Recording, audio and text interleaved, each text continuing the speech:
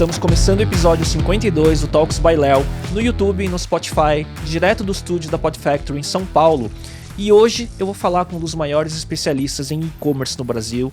Ele é co-head da O Brasil, plataforma de live commerce pioneira por aqui. E também sócio da Chinovation, meu amigo Enxê. E obrigado por ter aceito o convite de vir conversar comigo de novo. Obrigado, Léo. Obrigado novamente. É um prazer sempre estar aqui com você, compartilhando um pouquinho o conhecimento. E a gente, nessas conversas, sempre aprende muito, né, cara?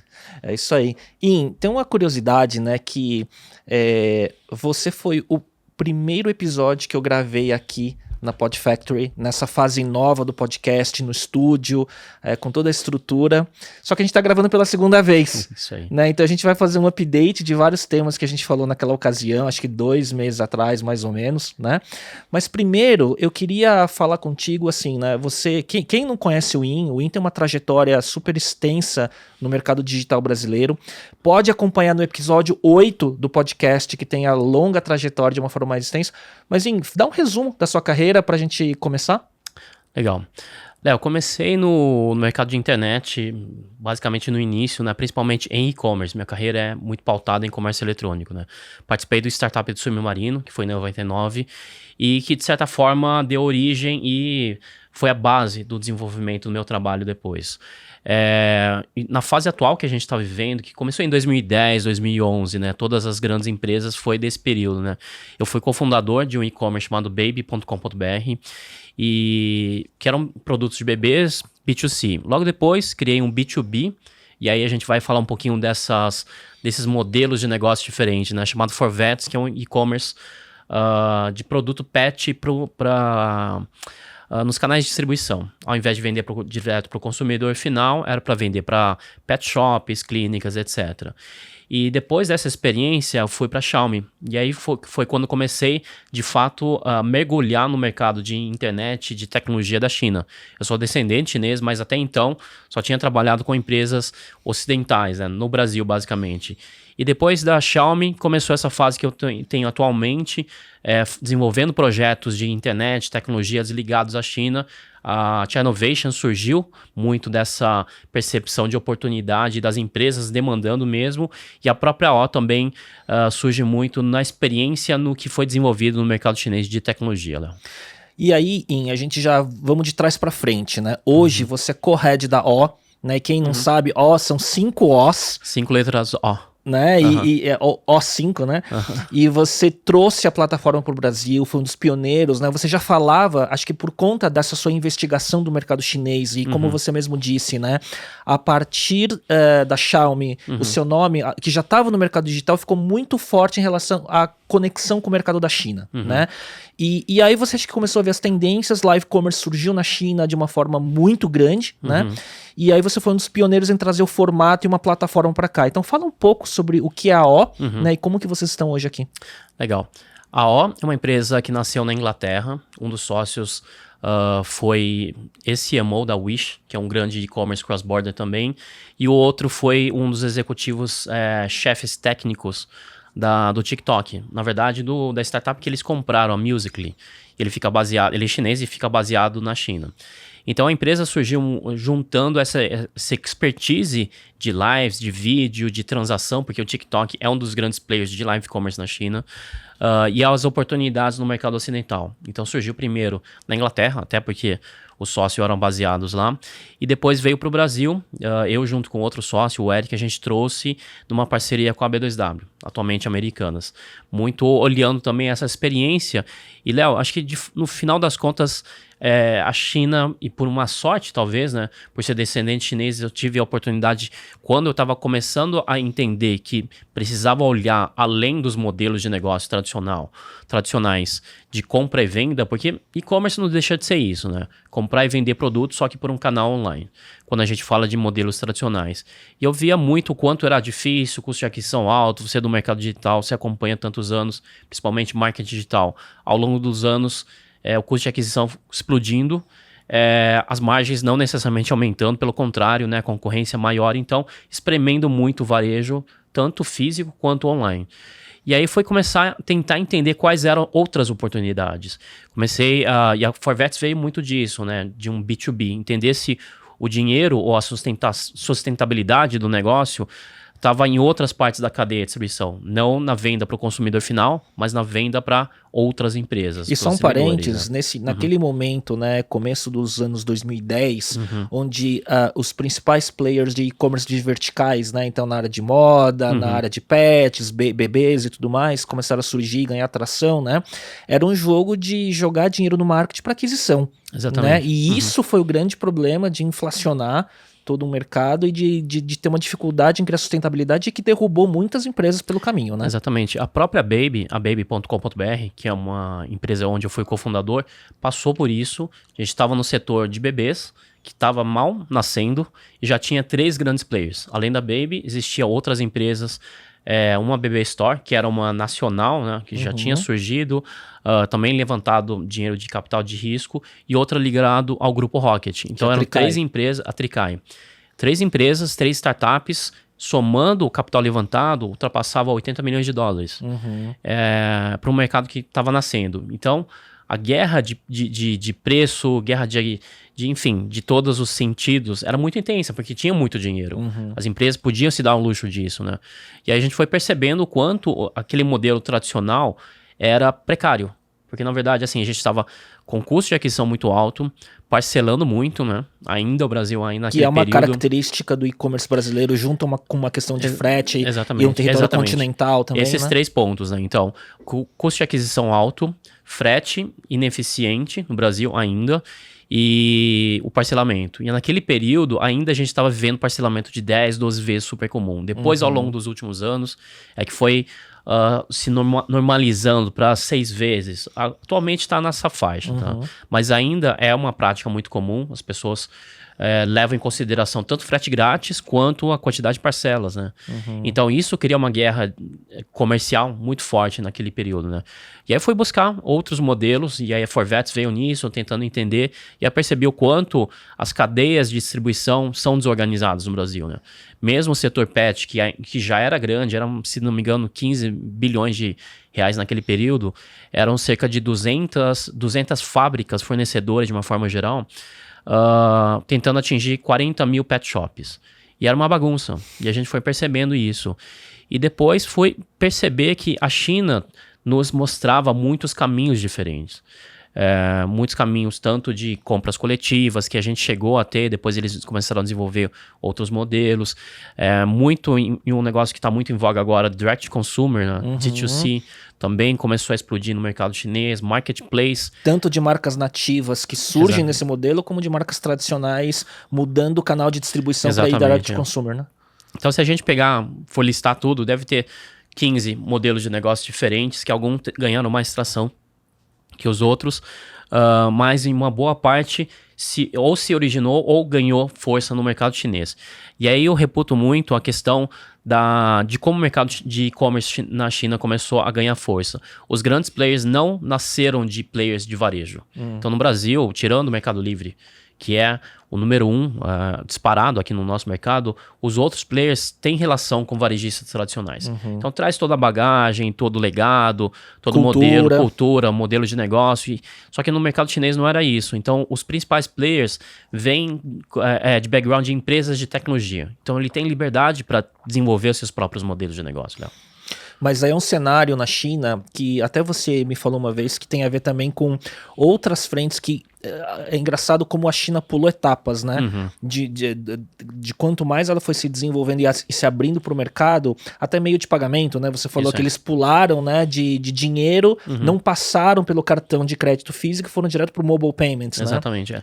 Então você tem lá a China viveu, a gente pode chamar de uma tempestade perfeita. Todas as condições foram criadas naquele momento e se juntaram para criar um negócio absurdamente diferente do que existia em qualquer outro lugar do mundo.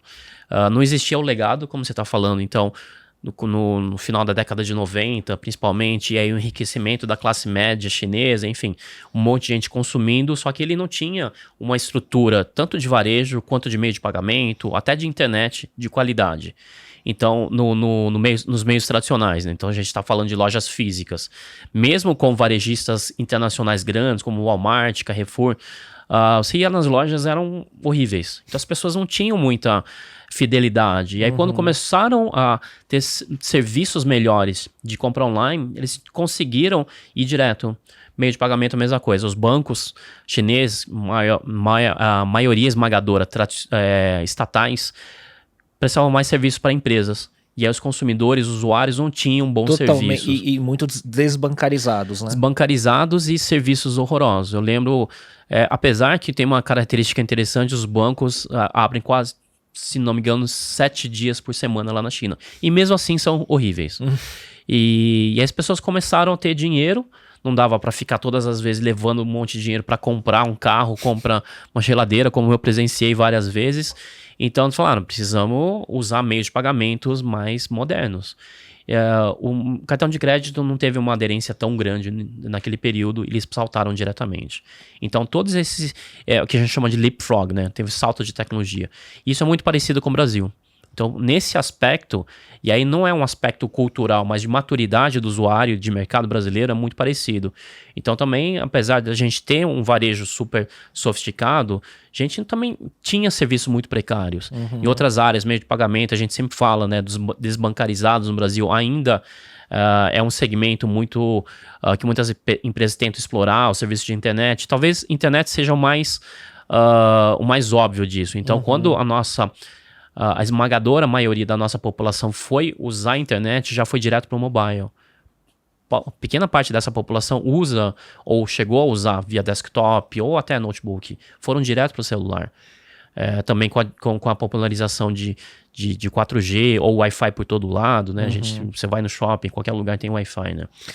Agora, quando você vê, né, o fenômeno, por exemplo, do live commerce na China, que é gigantesco, né? Os principais streamers ou os principais influenciadores que estão no meio e faturam, né, com o formato, como você compara hoje com a sua experiência o nosso estado de maturidade no Brasil para esse formato? Porque, por exemplo, né, eu acho que o live commerce ele veio numa crescente ao longo da pandemia, né? E não necessariamente em plataformas, né, que você tem end-to-end live commerce, né? Você às vezes tinha uma live no YouTube que tentava levar para uma plataforma de e-commerce através de uma transmissão ao vivo de entretenimento e tudo mais. Enfim, com muita gente consumindo conteúdo naquele momento, mas parece que num quase pós-pandemia a gente também vê sinais de saturação de muita gente gerando conteúdo e tal. Como que você analisa tudo isso? Léo, eu chamo o nosso modelo, a maior parte do nosso modelo, principalmente quando vende no Instagram, no YouTube, Facebook, ainda de live de vendas, não live commerce. Live commerce é essa experiência completa que você comentou, né? Dentro de um aplicativo, de ponta a ponta, o usuário assiste a live, faz a interação, o chat, tudo, e fecha o pedido dentro do mesmo aplicativo, da mesma plataforma, né? Isso é um live commerce. Quando você ainda precisa ir para uma outra plataforma, normalmente estou classificando isso como uma live de vendas. Tem uma live que pode ser de conteúdo, pode ser entretenimento, pode ser qualquer coisa, mas ela não fecha o seu pedido ou a compra dentro da mesma plataforma. Então, quando a gente fala da maturidade do live commerce, talvez a gente possa até falando, o Brasil mal começou. No ano passado, eu costumava classificar o ano passado como o ano 0, eu acho que é o ano 1. A gente está no primeiro ano do live commerce. O mercado chinês começou em 2016. Ou seja, tem muitos anos à frente. E não necessariamente cada ano representa literalmente um ano, né? A velocidade é tão grande de desenvolvimento. Então, a gente está ainda muito incipiente. O mercado, tanto dos fornecedores e infraestrutura, quanto dos próprios consumidores, né? As pessoas começaram a assistir live. E isso foi um dos fatores determinantes para a gente talvez chegar ao momento correto de oferecer o serviço de live commerce. É o fato de muita gente ter começado a assistir live de sertanejo, live de palestra, live de tudo quanto é tipo, coisa que a gente não tinha o costume de assistir antes, né? Você lembra, a gente só falava de on demand, então YouTube, Sim. Netflix, ou poxa, assisto onde e quando eu quero, super conveniente. Quando você fala para as pessoas, pô, você precisa assistir determinado horário, então já começa a causar um certo desconforto. Só que quando você assiste a primeira live, você fala, poxa, essa live aqui tem um conteúdo totalmente diferente, do mesmo cara fazendo amanhã ou fez ontem, você percebe o valor disso. E é muito óbvio, né? Porque a gente sempre assistiu o conteúdo ao vivo, né? Pela TV, pelo rádio, qualquer meio. Então, só que isso não era tanto costume na internet. E eu acho que quando a gente vê isso, ele vem também o assistir ao vivo, né? Versus on demand. Eu acho que a gente vê também com o crescimento de streamers, né? Então, que são aí todo mundo que eu falo, né, sobre isso, eu falo assim, os streamers ou live para live commerce são bons gestores de comunidade, né, que tem esse componente do ao vivo da interação, né? Exatamente. E no mercado chinês, o mercado de stream, de fato, ele é o que ajudou a impulsionar o live commerce. Porque também antes, assim como no Brasil, não existia tanto costume, só que começaram a surgir muitas plataformas de transmissão ao vivo. E aí, tanto de conteúdo de entretenimento, quanto de educação empresarial, mas principalmente esportes eletrônicos. Quando esse negócio virou mainstream de massa, e as pessoas começaram a assistir, então não era mais o jovem, não era mais a criança, não era mais o gamer só. As pessoas começaram a assistir. Aqui no Brasil foi muito mais de conteúdo, de show, que nos ajudou a construir esse comportamento. Lá na China foi muito de games. E aí, no próximo passo foi quando as empresas tentaram entender, falaram, ok, muita gente assistindo, como que eu vou ganhar dinheiro nisso? Vendendo produtos. E aí foi muito óbvio essa transição para o live commerce, para vender produtos pelas lives. E aí, comparando, né, que hoje eu acho que a gente está ainda muito em criar a infraestrutura das plataformas nativas de live commerce para elas criarem tração, e eu acho que eu vejo esse movimento de plataformas chegando, empreendedores criando outras plataformas, né? E a gente vê um cenário que começa a ter concorrentes, né? Com a criação da cultura do usuário em consumir através dessas plataformas, o conteúdo e a transação. Agora, isso eu vejo que esse é o nosso momento. Agora, lá na China, cara, quais são os números que tem por lá, né? Porque quando eu vejo alguns dados, eu falo, cara, não é possível, né? Que tem tudo isso de audiência, movimenta tanto, né, de vendas e com streamers ou influenciadores que usam o live commerce como canal de vendas ganhando tanto dinheiro, né? Isso aí. Antes da pandemia, tinha alguns indicadores que apontavam cerca de 10% do e-commerce chinês vindo do live commerce. E aí, depois da pandemia, ou ainda, a gente de certa forma ainda está vivendo isso, né? Alguns números indicam até mais de 20% do e-commerce chinês. E aí, quando a gente pega esses números, são algumas dezenas de bilhões de dólares, só de live commerce.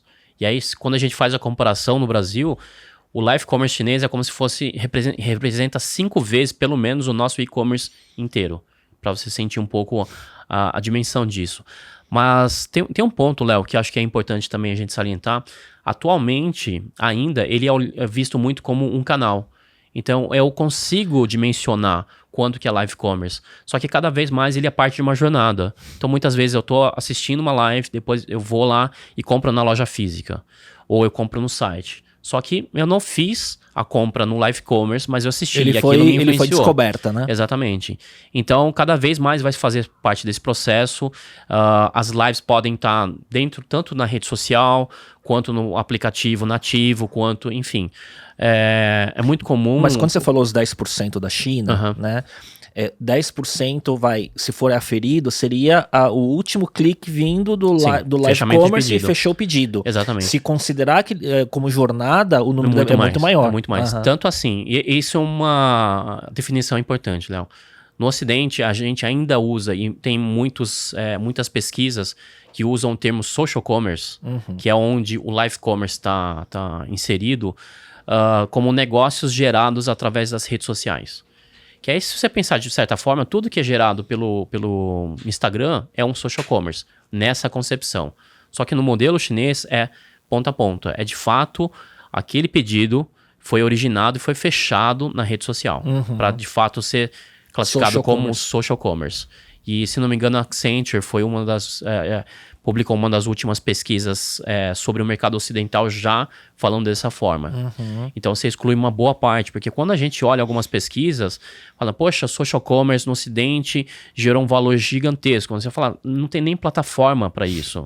É porque exatamente muitas pesquisas usam metodologias que falam simplesmente o cara assistiu, que é o que a gente estava falando de lives de vendas, né? O cara assistiu lá e foi fechar em uma outra plataforma. Ou um influenciador que fez um post e depois a pessoa foi para outra plataforma comprar e tudo mais, né? Então teve um call to action, mas não é um live commerce. Entendi. E aí, voltando a falar dos números, né? Eu sei que você trouxe até exemplos pra gente falar sobre, né? Como que é essa dimensão que tem lá? A gente tem um vídeo aqui de um... na época, ele era o segundo host em número de volume de venda que ele gerou. Vamos chamar assim, o GMV, né? Que é o Gross Merchandise Value, que é o volume de venda que transaciona, que não necessariamente é igual ao faturamento. E o Austin Lee, ele começou a carreira como um demonstrador de maquiagem. Essa é uma história interessante até. Então ele tinha uma noção boa de produtos, é um cara com técnica de venda, etc. E ele explodiu quando o live commerce começou a ganhar corpo no mercado chinês. E ele já tinha uma audiência formada no digital? Não. Ele foi um cara que era um vendedor de loja de cosméticos, de basicamente. Loja física? Loja física. E aí ele foi fazer essa transição para o digital, etc. Foi quando começou a ganhar tração. Por isso a importância, Léo, desse momento, e ainda não é muito claro se a direção do nosso live commerce ou social commerce vai ser muito parecida. Os influenciadores terem as suas próprias contas nas plataformas de social commerce e de live commerce. Na maior parte das plataformas que existem no Brasil, tirando a O, inclusive, quem faz a live não tem a sua própria conta. Então, você não tem como seguir essa marca. Então, quando ele foi fazer uma nova live, você não necessariamente sabe. Entendeu? Então, quando o Austin começou a ganhar corpo, e é o que você falou naquele momento lá, uma das grandes características de streamers atualmente é começar a conseguir gerar sua própria comunidade, você tem que ter a ferramenta para isso também. A plataforma tem que estar preparada. As plataformas de live commerce no Brasil ou no Ocidente, de uma forma geral, não estão preparadas para isso. Elas são só de live de vídeo. Ela não tem um componente social atrelado. Tá? E aí, como na China é muito comum isso, então o Austin começou a fazer as próprias lives, as pessoas começaram a seguir, gostaram muito dele, e ele começou a criar uma massa de seguidores enorme e virou um dos principais streamers no mercado chinês. Agora, então o que você está falando a experiência dele era como um demonstrador de cosméticos no mundo físico, e basicamente ele construiu a audiência nesse formato já de live social commerce. Basicamente isso. Já nesse modelo. Porque no final das contas, assim, ele trazia expertise de produto, e também um carisma, empatia, técnicas de venda para uma live. Que é diferente quando a gente fala de um influenciador que traz um conjunto de skills diferentes. E que normalmente pode ter uma audiência, mas pode não vender bem. Pode não vender bem. Você já deve ter tido essa experiência. Sim, a gente teve bastante dessa experiência, não só na O, mas as plataformas de uma forma geral, você consegue perceber isso. O influenciador no Ocidente, ele tem uma característica de criação de desejo, um branding. Fazer branding, não fazer vendas. E o brasileiro, de uma forma geral, não gosta também de ficar vendendo. A gente, tanto que a profissão de vendedor é sempre menosprezada, né? Exato. Então falar, poxa, compre agora, vá lá, falar descontos. Ninguém gosta muito de fazer isso. Então os nossos influenciadores têm uma certa dificuldade para fazer essa migração. E aí quando você pega um cara como o Austin, que surgiu na carreira falando e vendendo, foi muito fácil para ele fazer isso. Curioso pegar as técnicas, isso. Né? Curioso, porque quando eu falo com alguns convidados que passam por aqui para a gente falar sobre o mercado de marketing de influência, né? Então recebi aqui o Pedro Alvim, que é Head Social do Magazine Luiza, recebi o Rafael Pinho, que é cofundador e CEO da Spark, né? Plataforma de marketing de influência. A gente vê claramente que influenciador, creator, streamer... E aí agora você está trazendo essa informação que eu vejo que também a personalidade ou o influenciador que vende, né, em live social commerce, por exemplo, não necessariamente são os mesmos perfis, né? É isso aí. Ele, na verdade, assim, as lives podem ter características diferentes, mas depende muito do produto e do seu público. Entendo. Tem algumas situações que podem caber muito bem alguém que só vai fazer uma live não tão vendedora, não tão hard sell. E às vezes uma grande celebridade que está numa live de vendas, ele pode ter muito mais um papel de construção de awareness na jornada. Com certeza. Né? E que depois, dentro da estratégia, um outro ponto vai ser o local de conversão. Exatamente. Por isso que é importante, quando você vai fazer uma live, entender o que você quer. Você vai querer vender? Você vai querer criar uma marca? Você vai querer fomentar sua comunidade? Isso é tudo possível. Até porque a live, de fato, é vídeo, é venda, é interatividade. Então, tem muitas características que podem ser exploradas dentro. O que é importante é conseguir ter uma ferramenta que meça os KPIs para você poder saber o que você vai acompanhando. Vamos falar do Austin? Vamos lá. Então, eu vou colocar aqui na tela. Ok.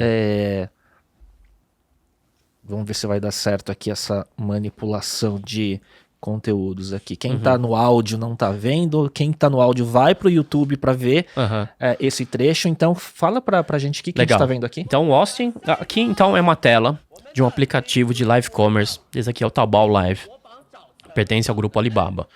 Então você pode ver que é um formato vertical, diferente do que a gente está acostumado quando a gente assiste na TV.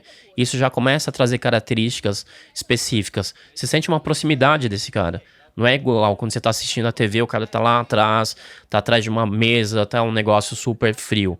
Então, no primeiro ponto, live social commerce, necessariamente para ter boa conversão, a gente está falando em mobile. Mobile, certamente. Tem muitos casos que são feitos em horizontal, mas você percebe em Smart que o TV, por exemplo. Exatamente. Mas aí a conversão é menor. É menor porque você não consegue trazer a mesma proximidade. Sim. Você não consegue sentir para clicar. Uhum. Então aqui, e o exemplo desse vídeo aqui é até interessante, até para ter uma conexão com o nosso mercado. Esse suco de laranja que o Austin está vendendo, ele é de uma produção, de uma fornecimento do Brasil. A marca não é brasileira, mas é fornecimento do Brasil. Aqui, esse caso, ele está fazendo uma live de venda de suco de laranja. E só para pegar números, que sempre gera curiosidade, é uma live que durante 1 hora ele conseguiu... Aliás, desculpa, 5 minutos, porque ele tem uma live muito extensa, diária inclusive. Ele conseguiu fazer venda de 350 mil garrafinhas. 350 em 5 minutos. E esse volume, Léo, corresponde no mundo físico ao mesmo que uma rede de varejo americana, que literalmente existe no mercado chinês, levaria 1 mês para vender. Então, em 5 minutos, o Austin conseguiu fazer a venda do que uma rede física levaria 1 mês para fazer. E daí, como que funciona? Ele tem um segmento específico ou ele vende várias categorias diferentes? Ele é muito variado já. Então, ele já deixou de ser especialista só em maquiagem. Então, aqui ele está vendendo suco de laranja. Ele vende muita coisa, muitos utensílios domésticos, coisa para casa. O público ainda é majoritariamente feminino. Então, você acaba percebendo que a maior parte das coisas são para esse segmento, mas de fato ele já ultrapassou isso. E aqui nessa live vocês podem perceber, veio o sujeito lá atrás, tem uma menina que está aparecendo direto aqui pela metade do corpo. Então, e esse é um dos maiores influenciadores da China. Não é que uma produção tosca, ou que eles não tenham recurso para fazer. Eles têm recurso, mas as lives costumam ser mais informais. Você não tem uma necessidade de uma mega produção. Então, o interlocutor, a capacidade de venda, o carisma, a empatia, né, do que produção, né? Mas você tem também, ao mesmo tempo, lives gigantescas de show. Então aqui a gente pode chamar uma live de venda direto, que tá uma coisa muito mais simples, ele tá falando das características. É que aqui nessa tela não aparece, Léo, mas quando a gente está falando no aplicativo, tem um botãozinho lá para clicar, tem um botãozinho da vitrine, tem uma série de interações. Aqui é só o vídeo direto. Tem a quantidade de pessoas que estão assistindo. Normalmente o Austin consegue juntar milhões diariamente, milhões de pessoas nas suas próprias lives.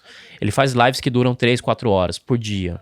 Então é uma carga intensa de trabalho, mas sempre trazendo, e eu gosto muito de enfatizar isso, os hosts, esses apresentadores, eles são curadores. Ele tem que selecionar o produto. Ele tem que aprovar o produto. Não adianta você chegar com muito dinheiro pro cara e falar, olha, vem daqui e o meu produto não é bom, mas essa é a credibilidade dele. Exatamente. Né? Ser um bom curador, né? Exatamente. Até porque o próprio Austin, inclusive, ele foi um exemplo disso. Ele foi talvez o maior exemplo de um produto que teve defeito durante a live. Se não me engano, era uma panela dessas que não grudam. Aí ele foi lá cozinhar alguma coisa e a panela quebrou, o cabo quebrou no meio da transmissão, ao vivo, com milhões de pessoas assistindo. Então ele sentiu isso na pele, e aí ele falou, não dá pra vender qualquer coisa. Olha, então foi pela necessidade, mais pela necessidade do que uma visão estratégica. Depois eles perceberam, a gente precisa testar. Então o próprio Austin, depois a gente vai ver alguns números, a Via, que é o número 1, era o número 1 até alguns meses atrás, porque teve alguns casos de fraude, enfim, é uma coisa completamente alheia ao mercado. Mas havia, algumas reportagens indicam que ela tem 500 pessoas da equipe só para testar produto. Nossa. Então, assim, a preocupação não é só produção, o produto que vai ser mostrado é de qualidade, é de origem, enfim, coisa desse gênero. É muito curioso, né? Como são outros skills e outras tarefas, né? Nesse segmento de influência, vamos dizer assim. Exatamente. Né? Então, quando a gente está falando de uma live dessa, provavelmente ele está mostrando 20, 30 produtos por dia. Então, é diferente quando a gente pega um influenciador, que cada campanha que ele faz tem mais cuidado, etc. Aqui, você tem que olhar no detalhe, porque pode passar batido essa quantidade tão grande de produtos, né? E aí temos números, né? Alguns números. Coloca aí, por favor, Léo. Então, aqui só para vocês verem, isso aqui é uma tabela que foi gerada em agosto de 2021. Então, já tem um certo período. E o valor de GMV, que é o valor de vendas gerado pelos 10 primeiros influenciadores chineses, KOLs, que eles chamam lá, que é o Key Opinion Leaders. Que, inclusive, eles posicionam de uma forma diferente o influenciador, que é muito o que a gente está falando aqui. O cara é um curador, mais do que um influenciador que é meramente pago. Então, só para ter uma perspectiva, então, a Via, que é essa menina que a gente está vendo aqui, que até alguns meses atrás ela era a número 1, durante o mês de agosto de 2021, ela gerou 550 milhões de vendas por live commerce. Em dólar. Em dólares.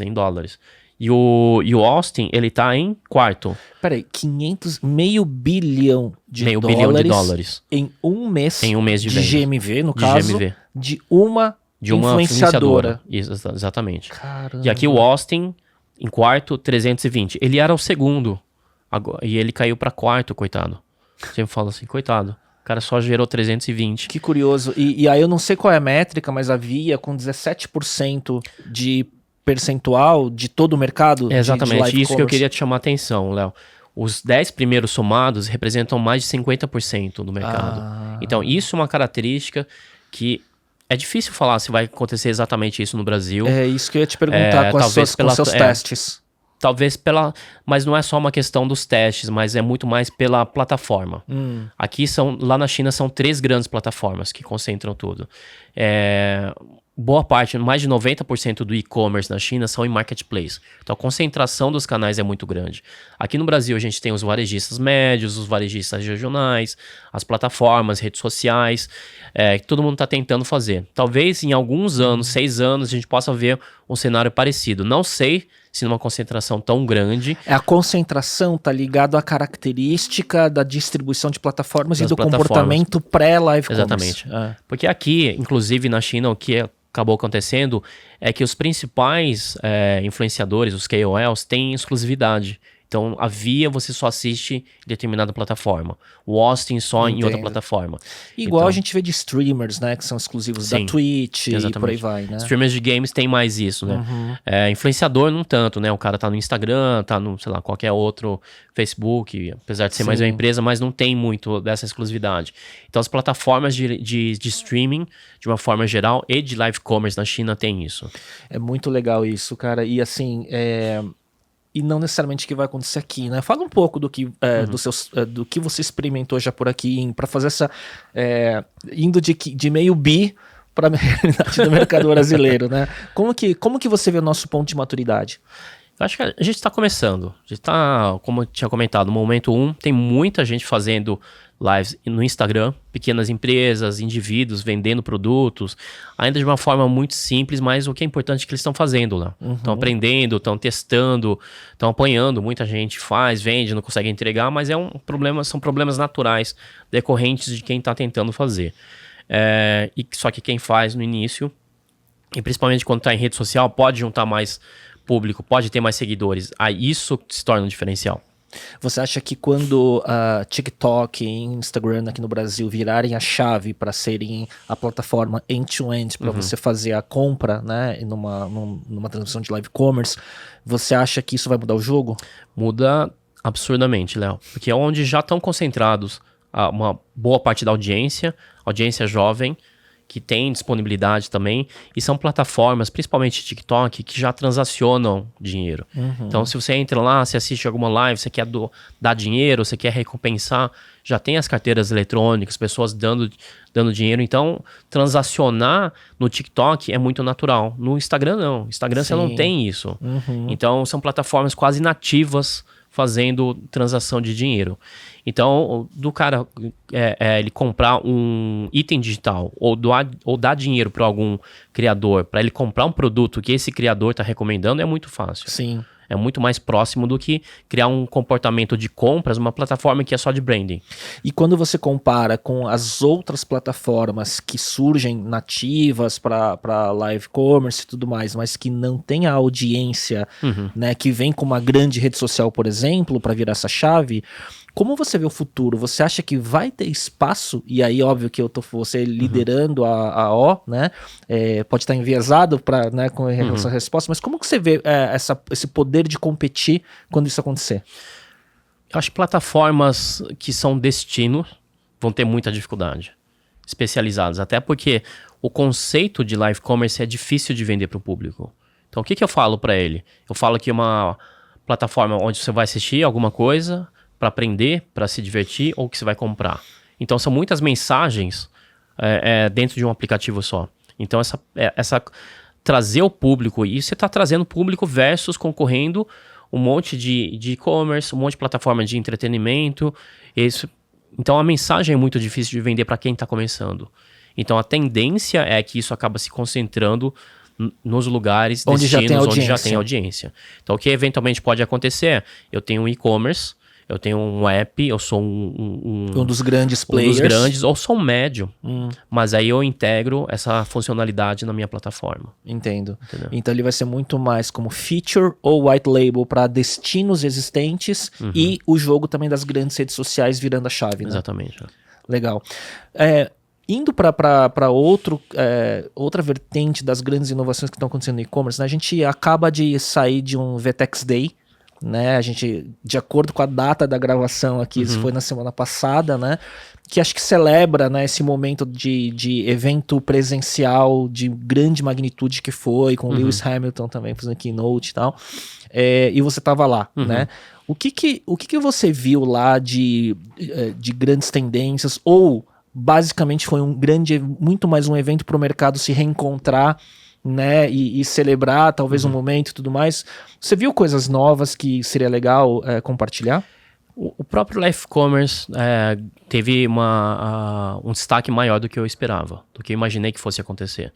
Acho que um pouco de viés da própria VTEX, que lançou a ferramenta, então eles também gostariam, mas o fato também de algumas marcas já estarem fazendo. Então já não é só um fornecedor ter a tecnologia, tem players que já têm esse resultado. Mas acho que o principal ponto foi um pouco disso que você falou, Léo. Foi um momento do mercado se reencontrar, foi o primeiro grande evento presencial do mercado digital, né? De internet e digital de uma forma geral, né? Porque a gente nem dos outros segmentos a gente ainda não tinha visto, né? Com uma atração tão grande quanto o Lewis Hamilton, né? Ele tinha literalmente competido no final de semana, ido para a Inglaterra e veio para o Brasil. Praticamente isso, né? E o último foi o Obama, né? Em 19. Foi Obama. Né? Então passamos de Obama para Hamilton, né? Exatamente. Mas de qualquer forma, assim, foi importante. Em termos de grandes tendências, eu diria que tem muito se falado na questão de uso de dados, que já é um tema que não é novo, obviamente, customização, mas as grandes ferramentas já estão postas, assim. Nada de muito diferente do que a gente já está acostumado.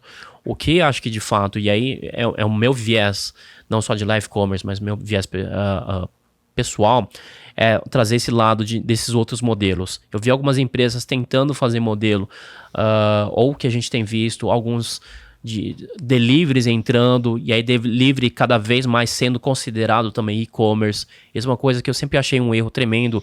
A gente fala, poxa, delivery de comida não é e-commerce, é muito separado, então esses mundos não se conversam muito. Eu vi alguns empreendedores, executivos de empresas que trabalham com Dark Kitchen, lá no evento de e-commerce, eu fiquei até espantado que os caras se interessaram por isso, né? Mas no final das contas, porque muitas dores são as mesmas, logística, pagamento, enfim. Sim. Tá todo mundo na cadeia de consumo, né? Num viés ou num cenário específico, e acho que tá todo mundo vendo o que a inovação traz para até fazer essas correlações e levar para os seus próprios negócios. Então acho que tá tudo meio que se juntando num lugar só, né? Mas o que é interessante sempre no evento de e-commerce é a quantidade de expositores dos meios de pagamento. O quanto que, quando você vai num evento de varejo, você não vê tanto. Mas o evento de e-commerce você vê. Porque o meio de pagamento faz parte da experiência e pode estragar uma experiência, ou pode ajudar na conversão. Exato. O Nubank estava lá com o Nupay? O Nubank estava lá com o Nupay. Tinha umas 2 ou 3 empresas... Eles tinham acabado de anunciar o lançamento, né? Tinha umas 2 empresas, acho que daquele modelo Buy Now, Pay Later. Que é quase o nosso carnê, né? Nosso carnê digitalizado, enfim. Sim. Então, várias empresas mostrando essas iniciativas e carteiras eletrônicas, enfim. Então, coisas interessantes nesse segmento. Como que você vê a competição de carteira eletrônica, hein? Carteira eletrônica, Léo, assim, quando você pensa do ponto de vista técnico, ele está presente em tudo. Então, tem muitas empresas que fazem isso, mas de fato, como um serviço para o público, ele acaba sendo mais restrito. Acho que a proliferação agora do Pix, ele vai ajudar nesse aspecto. E aí eu pego de novo a referência do mercado chinês. São 2 grandes players de pagamento via celular, mobile payment. Na verdade, não só mobile, né? Pagamentos digitais. O Alibaba e a Tencent, cada um com quase metade do mercado, porque eles só são eles. E não são interoperáveis. Então, se você tem a carteira de um, não conversa com o outro, que o Pix tem. Então, nosso mercado vai ser interessante. Acho até difícil a gente conseguir prever o que vai acontecer. Porque você tem conta em um banco X, faz um Pix para o outro, e uma possibilidade de criar produtos em cima disso. Lá tinha algumas empresas já fazendo Pix parcelado, enfim, nesses modelos. Então, vai longe. E daí você pega toda uma maturidade de infraestrutura tecnológica bancária que o Brasil tem, que é invejável de décadas, né? A infraestrutura técnica, sim. O que a gente não prevê são usuários, né? Sempre cada vez inventando coisas diferentes, né? Exatamente. Para usar, né, do que existe de meios, né, para fraudar e por aí vai, né? Do Pix lá, você deve ter visto algumas vezes. As pessoas usando o Pix quase como SMS, né? Não, para você fazer bullying nas pessoas, né? Exatamente, porque ainda não tem um block list no Pix, né? Nossa, muito legal, muito curioso isso, né? Oin, o que você destaca do mercado brasileiro, assim, quem tá fazendo um bom trabalho? É óbvio, né, falar de plataforma, a gente tá falando de VTEX Day, a VTEX, né, como, né, tendo aberto capital, crescendo globalmente, né, marketplaces, como que você vê o cenário? E por um outro lado, grandes varejistas que principalmente vêm do meio físico e foram para o digital e cresceram muito, tendo valor de mercado reajustado, né, muito sendo falado sobre cenário macroeconômico, né, mas também tem muita gente falando que é por conta também dos players chineses, né, como Shopee, Shein, mesmo o crescimento de Alibaba, AliExpress aqui, cross-border. Então, como que você vê um pouco de tudo isso, né? O que se destaca no mercado brasileiro, quem está fazendo um bom trabalho e essa competição aumentando no mercado como um todo? Acho que assim, a gente passou por um período de supervalorização, talvez, de alguns players. E isso no mercado digital como um todo, né? Como um todo. A gente vê essa... Exatamente, A gente teve os IPOs, né? No ano passado, alguns grandes players de varejo / e-commerce, dos grandes também foram muito valorizados, o crescimento histórico, né, de alguns deles. Então, talvez você tem várias questões. Ajuste, talvez, caros demais, indo para um preço mais próximo de uma realidade, talvez. Sim. Questões macroeconômicas, sem dúvida. A gente teve um poder de consumo super achatado durante esse período da pandemia, por mais que a gente possa falar, poxa, o e-commerce foi acelerado, essa história toda, mas no final a gente depende muito do bolso, tamanho do bolso do consumidor. E quando a gente fala de aceleração da pandemia, é de curto prazo. O bolso do consumidor e a recuperação, principalmente, é de médio e longo prazo. A gente não sabe quando isso vai normalizar. Mas, sem dúvida, assim, a questão dos asiáticos... Eu vou colocar asiáticos porque a Shein sempre tem o Shopee, né? Shopee é baseado em Singapura, mas tem o seu pé na China. mas todo mundo acha que de uma forma geral. Sabe o que é curioso? Todo mundo acha que é tudo China, né? Quando você fala dos grandes players de e-commerce asiáticos, né? Então você fala de Shopee, Shein, Alibaba Express, todo mundo acha que é tudo China.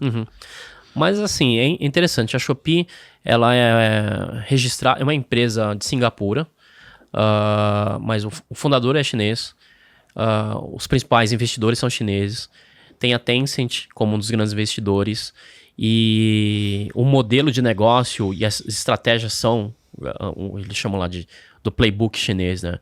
Então, é quase como uma empresa chinesa destinada ao mercado internacional. Ela não está na China, mas todo o resto é. Tem uma plataforma nesse sentido.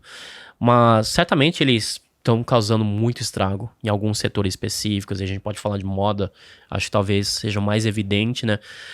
Eu não sei se a ponto de impactar tanto. Tem uma história, obviamente, a mídia contando, o próprio mercado reagindo, sendo reativo a essa entrada, até porque no movimento defensivo, né? Você acha que é do ponto de tributação e tudo mais? A tributação, obviamente, isso é um impacto muito grande. A gente, não sei mais nem quantos anos já tem essa história da isenção das compras pessoais, né? Compras individuais pela internet. Isso é muito grande.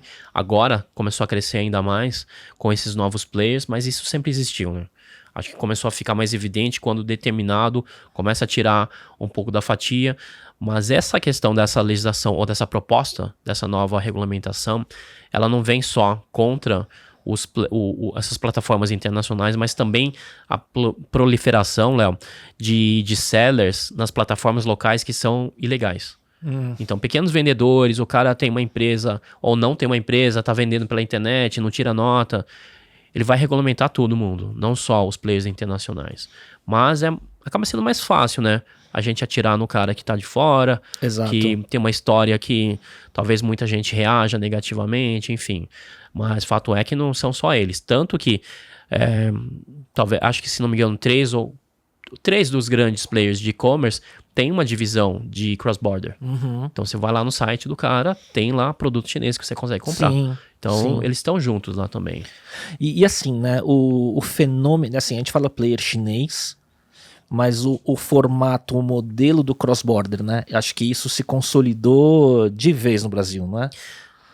O e-commerce nasceu cross-border, né, Léo? A primeira compra que você fez, provavelmente, pelo menos a minha, foi na Amazon, comprando nos Estados Unidos. Que ano?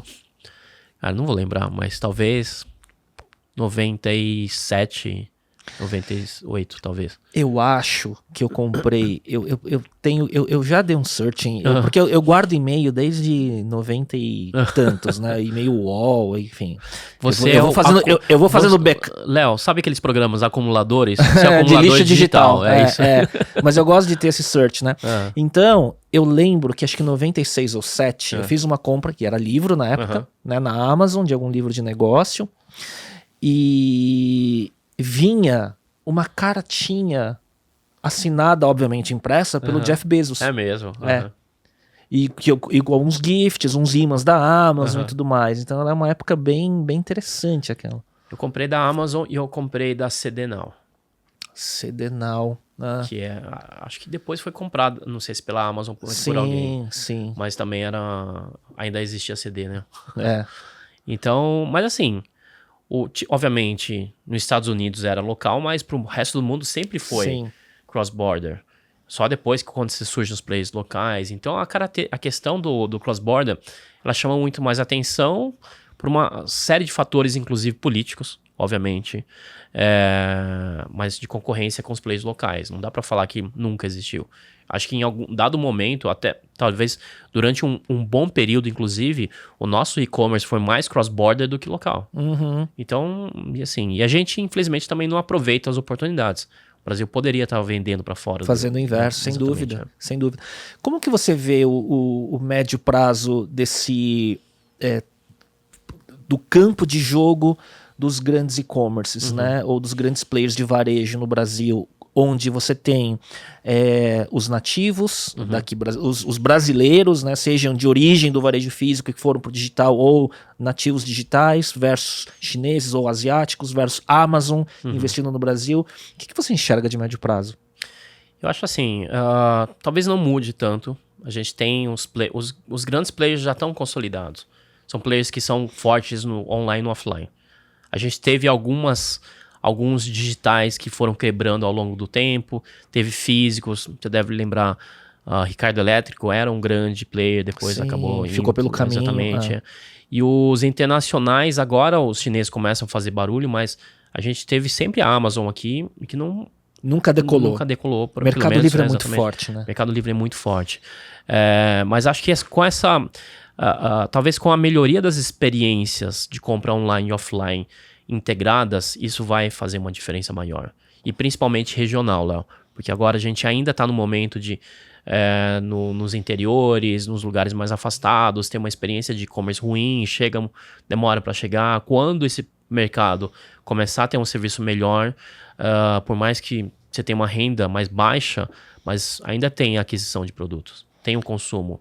Então você tem ou players regionais mais fortes no e-commerce, ou os nacionais atendendo melhor. Se não me engano, foi hoje, eu vi uma notícia do Mercado Livre se associando a Go para aumentar a malha de distribuição. Em algumas regiões do Norte e Nordeste vão passar a ser um dia de entrega. Vai fazer muita diferença. Alguns lugares que levavam 5 dias, 10 dias. E aí a penetração aumenta, Exatamente. A frequência aumenta e por aí vai, né? Uhum. Então, isso vai acontecer e as marcas totalmente digitais vão, acho que, aprofundar a sua experiência, melhorar a experiência e entender melhor o consumidor. A marca digital aqui no Brasil ainda depende muito de Google, Facebook e de plataformas online. Sim. Quando os marketplaces se abrirem mais espaço para esse fenômeno, a gente vai mudar muito. A gente vai ter mais uma proliferação maior. Então, marcas que nasceram na internet, eventualmente vão para o físico, etc. E eu vejo essa moda, né, de todo mundo falando, não, as DNVBs, as Digital Natives Vertical Brands, e aí vai Direct to Consumer, né, e colocam celebridades como sócias, né, no Media for Equity, enfim, todo esse fenômeno, né, mas por outro lado, o quanto disso às vezes é moda, porque não é trivial você converter, né, a reputação, a audiência de uma celebridade endossando uma marca que é puramente nativa digital.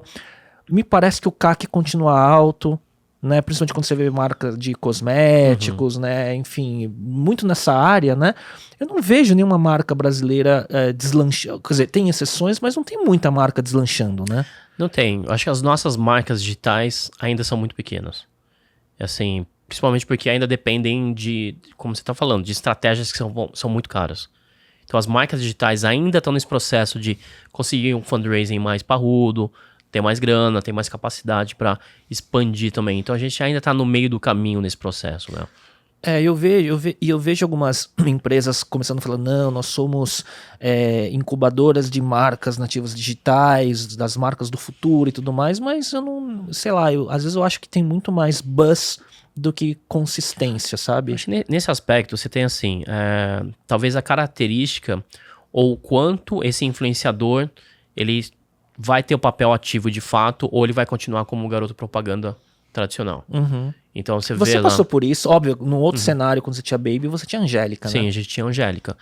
Ela, na verdade, quem entrou formalmente foi o Luciano Huck, mas a Angélica... Com a Joá, né? Confundo, né? Exatamente. A Angélica era a nossa chief mom, que a gente chamava. Então teve isso, assim, o que a gente enfrentou na época, inclusive? A Angélica, que era a figura, ela não era forte em redes sociais. Então a gente dependia ela forte TV e dos canais tradicionais repercutirem ela junto com a Baby. O que não acontecia. Não acontece, né? A mídia, o noticiário não fala o nome de uma empresa. Falava muito, a Angélica se associou a um site de bebês. Qual? Então ninguém sabia isso. E no mercado muito menos maduro. Muito menos maduro, enfim. Então, assim, o influenciador, ou quem é essa figura que vai promover, ela tem que ter a própria rede social muito forte. Sim. E não só ter a rede, mas ter o engajamento junto com o público e estar disposto a vender. E nem assim vai garantir. Não, nem assim vai garantir. E até porque também, de novo, naquela história dos influenciadores serem mais branding, né? Se você de repente começa a fazer isso muda um pouco o seu comportamento, o perfil de posts, pode também você perde. causar... Exatamente, você o perde público, audiência. ele pode ficar refratário a isso. Enquanto e alguém que, de repente, fez a vida inteira dessa forma, se você está vendendo outro produto, ok, é mais uma sugestão e as pessoas vão aceitar naturalmente. Então, até essa transição, mesmo que alguém tope fazer, é difícil. Não dá para fazer de uma hora para outra, né? É curioso, né? A gente está falando aqui de marcas nativas digitais, usando influenciadores. Por outro lado, a gente vê empresas tradicionais, vou dar um exemplo, Ambev, com iniciativas como o Zé Delivery, né? E dando muito certo, né? Então não é porque você é uma nativa digital ou porque você é uma corporação mais tradicional que é garantido sucesso ou de fracasso por conta da sua origem, né? E aí, eu lembro você... uma das, como a gente sempre se fala, eu lembro uma vez você falou, vê esse episódio do A Hora da China com o case do Zé Delivery, você insistiu pra caramba, né? E eu vi. E assim, queria que você falasse, né, desse tipo de iniciativa que ele inverte o modelo e, por exemplo, um Zé Delivery já é uma receita muito significativa na Ambev como um todo, né? Exatamente. E é interessante, Léo, porque a gente está falando de uma indústria, de um portfólio de marcas que depende ainda muito das redes de distribuição tradicional. Sim. E aí eles montam um negócio que é o Zé Delivery, que é um e-commerce para vender direto para o consumidor. Então passa por um período de conflito de canais muito grande. E aí quando a gente fala no mercado ocidental de uma forma geral, a gente sempre tem muito cuidado. Ele não pode dar conflito de canal, sempre vou preservar o cara. No mercado chinês não tem muita essa preocupação. Até o Rodolfo, que é o CEO do Zé Delivery, ele, não nessa palestra, mas em outra oportunidade, eu ouvi ele falando. Ele falou, a gente vai vender do jeito que precisar. Isso no mercado chinês, tá? E então, enquanto a gente aqui sempre tem... E aí, quando uma empresa desse tipo toma uma iniciativa de direct consumer, ela tem que bancar essa história. Sim. Porque por um período, esse negócio, todos os clientes vão reclamar porque você está vendendo direto, etc. E vão até boicotar. E aí, quando a gente fala de uma marca desse tamanho, o boicote pode ser gigantesco, né? E então, uma transição de um Zé Delivery, e até esses dias eu estava vendo, ele já começa a se posicionar como um ecossistema de marcas. Então, já tem um discurso um pouco diferente do que simplesmente uma empresa de bebidas. Então, é interessante porque o Rodolfo fala muito assim, nós somos quase como... eu não lembro exatamente as palavras, mas o ingrediente de socialização das pessoas, né? A bebida alcoólica, a cerveja principalmente. Então, ele pode ser outras coisas, não só a bebida. Quer dizer, foi o ponto de partida, criou escala, agora você traz outras marcas. Traz outras marcas. Como no B2B de Unilever, compre agora. Compre agora. Né? Então, exatamente. Então, no Zé Delivery você tem outras bebidas, tem destilado. Para uma empresa que sempre foi fabricante de cerveja, parece um sacrilégio quase, né? Mas você não vai comprar Heineken lá, né? Se não me engano, tem, cara. Será que tem? Eu acho que tem. Na última palestra que eu vi, se não me engano, eu acho que já tinha. E então começa a mudar muito o perfil. Então as empresas têm que repensar.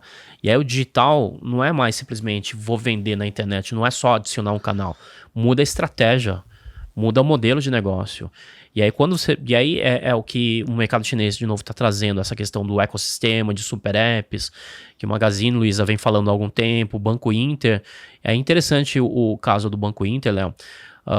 Um banco digital que tem... Agora eu não lembro exatamente qual que é a ordem de grandeza. Aliás, o número exato, mas no marketplace de produtos que o Banco Inter tem, ele já giraram um GMV de bilhões de reais. Que é um lugar que a gente acha que é um banco digital. E ele já virou um dos grandes players de e-commerce. E a gente nem percebe isso.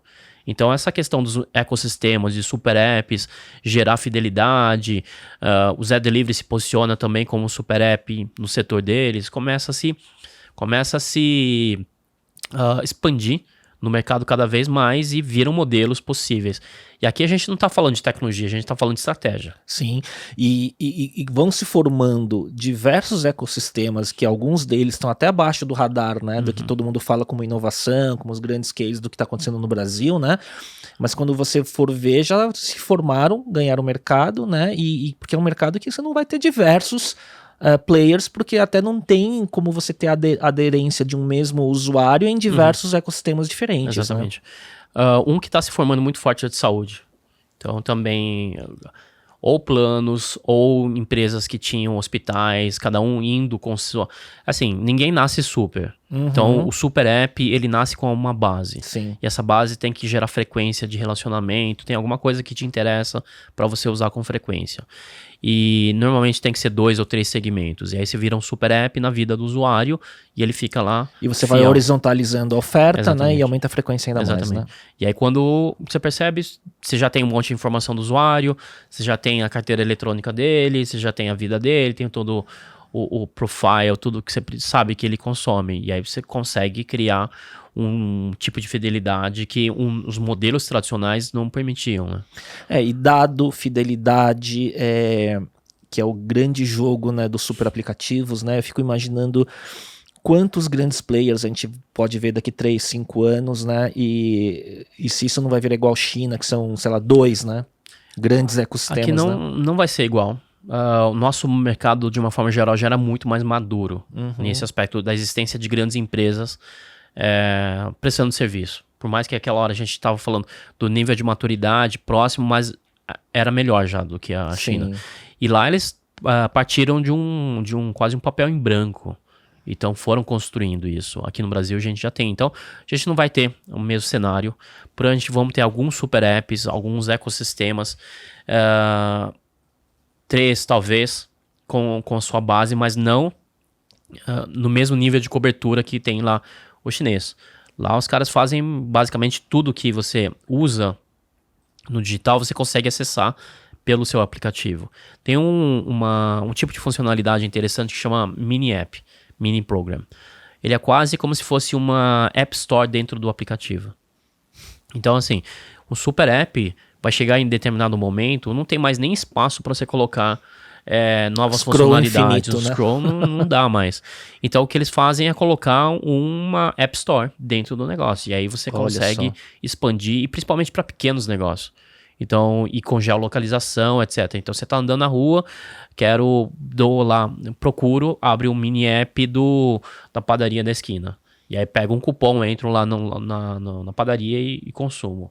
Então, só que aquele mini app era um template que custou, sei lá, R$100 para a padaria.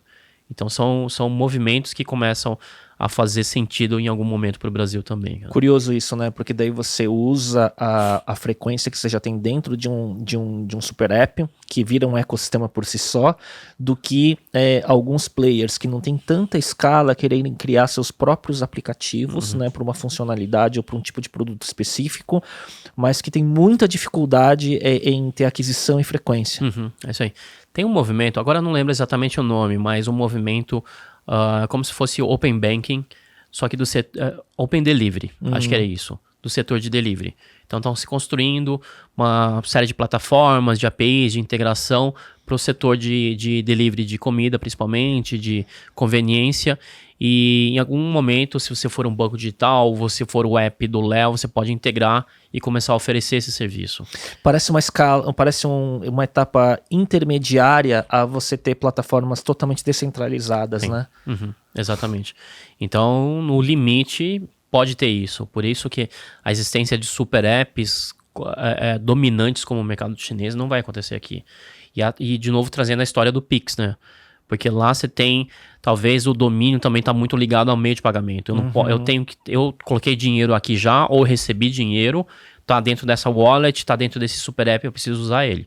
Eu achei legal tudo isso que você está falando, tudo são contextos de que como o caminho evolutivo, né, da evolução do mercado digital de cada país depende do contexto, do ponto de partida e da cultura existente. Exatamente. Né? Por isso, cara, eu penso cada vez mais assim, não internet, mas local net. Porque cada vez mais, e principalmente com os aplicativos, as coisas são locais, né? Sim. Agora, isso tudo, você acha que quando você começou, né, a fazer suas missões para a China, né, visitando os grandes players chineses, levando empresários, e muitos deles famosos do Brasil para lá, pré-pandemia, né, com China Innovation e tudo mais, suas missões, você acha que dali para cá você aprendeu muita coisa para entender que não dá para tropicalizar tudo que se vê lá e tem que entender muito de contexto para fazer esse depara? Claro. Eu falo o seguinte, Léo, a gente quando faz uma visita, e é em qualquer lugar do mundo, seja Estados Unidos, China, você tá vendo uma foto, você não tá vendo o filme. Você tem que ver o filme do que passou para chegar até aquele lugar. Então o filme chinês é diferente do filme americano, diferente do filme brasileiro.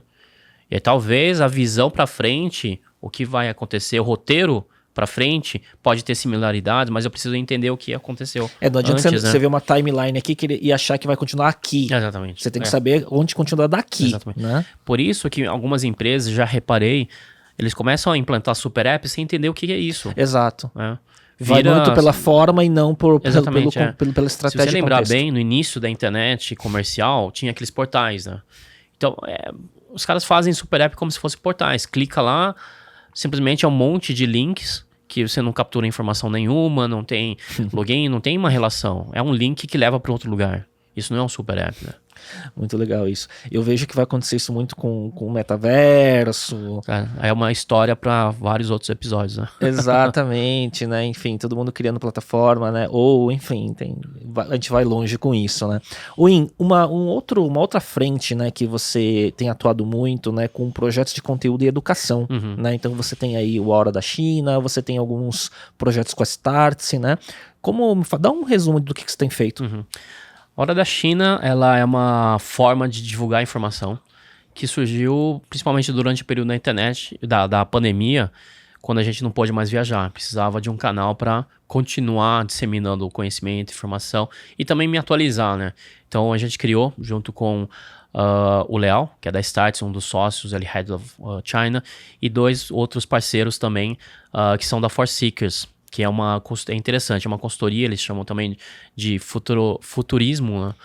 São 2 brasileiros que ficam baseados na China, em Xangai, ou eles estavam em Xangai e agora ficam movimentando por todos os lados. E a gente criou a Hora da China juntos, exatamente para trazer esse conteúdo sobre China para o mercado brasileiro. Então, semanalmente, a gente entrevista ou um executivo, ou um empreendedor que é ligado à China para poder disseminar essa informação. Muito legal. E quantos episódios já? Mais de 90. Semanal, toda terça-feira às 9 horas da noite, até para pegar esse horário onde funciona bem para os 2 países, né? Então tem uma engenharia de fuso. Exatamente, aí, né? Esse daí foi uma das grandes brigas, na verdade. Nas redes sociais da Startse, então qualquer uma das redes sociais você consegue assistir, mas principalmente YouTube e LinkedIn. E venho fazendo também, promovendo cursos com o pessoal da Startse, principalmente ligados à inovação no varejo, né? Inovação de varejo e comércio eletrônico. E aí, fazendo um parênteses sobre isso, né? A gente vê essas plataformas como a Startse, G4 e outros, né, com esse crescimento da educação executiva sobre o mercado digital, né, e cada um às vezes focando num cluster, né, às vezes eu tenho uma impressão que o Startse está muito voltado para o mercado mais corporativo, né, um G4 talvez os empresários médios, né, até mais de fora de São Paulo, né, como que você está vendo esse fenômeno com a tua experiência? Acho que está se proliferando, eles estão preenchendo espaço, né? Porque as grandes universidades ou até as escolas de negócio, principalmente do mundo físico, deixaram essa brecha, não migraram bem para o meio digital.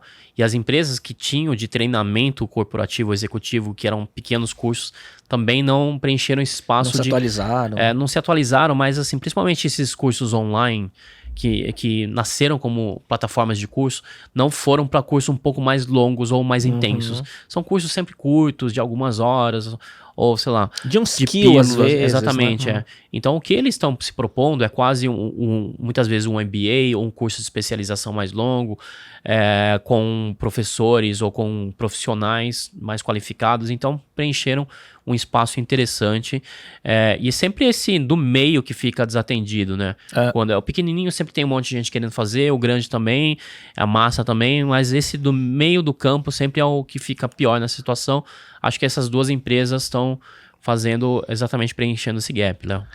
E para mim até a visão do meu próprio negócio na Incuba é isso, é olhar o middle. Né? O middle market é onde acho que tem um território enorme, né, de ter capacidade de investimento, às vezes é o menos bem atendido, né? Quando você fala de grandes clientes, tem os players globais, os grandes, né, já existentes, o pequeno é muito pulverizado e por aí vai, né? Então acho que é a mesma coisa no setor de educação do mercado digital, né? Win, indo para uma reta final de pauta aqui, o que você acha que são, não necessariamente em e-commerce, né, mas o que teu radar, você é um cara muito curioso, que está sempre olhando aí, aumentando seu repertório, quais são as grandes tendências que você está vendo e que vão convergir, que a gente vai ver pelos próximos curto e médio prazo? Estou tentando entender um pouco melhor os fenômenos, talvez, de entretenimento online. Principalmente por esse cruzamento agora com o e-commerce, né? Antes eu sempre pensava só em vender, né? Era muito direto, vendas. E é cada vez mais entendendo que o conteúdo também ajuda, porque é uma experiência, na verdade, de fato, né? Então, o que a gente vem falando, talvez nos últimos 10 anos no marketing tradicional, de marketing de experiência, etc., nunca teve uma tradução boa para o digital. Poxa, você vai numa loja de experiência, vai na loja, sei lá, tem a loja KitKat, aquela lá que você faz a customização do negócio X. O que era o correspondente no digital? Ou você vai no clube de compras, essas coisas, no físico sempre teve muita riqueza, no digital não tinha. Então, tô tentando, acho que, entender e o entretenimento cada vez mais mostra esse cruzamento das coisas, né? Você mencionou também metaverso, de alguma forma isso vai se cruzar, dos games, fazendo compras.